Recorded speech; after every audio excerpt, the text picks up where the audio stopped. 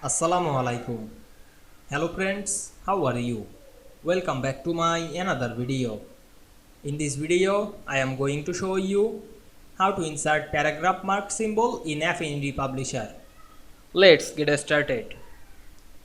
At first, we have to open an Affinity Publisher document. Now we want to insert paragraph mark symbol. Firstly, go to the blank page. Then go to the tool section and select the frame text tool and draw a text frame over the page.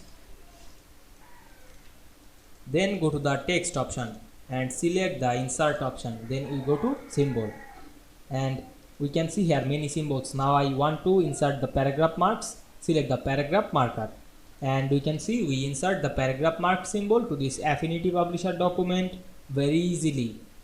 I hope you enjoyed the video. Please like, comment, share and subscribe my channel.